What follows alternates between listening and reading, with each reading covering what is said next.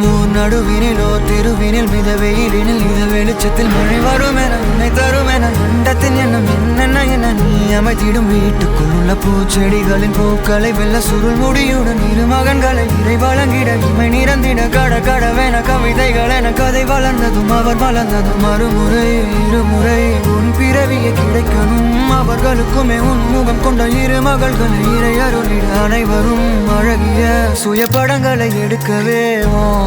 பக்கத்துல நாம் பாடுக்க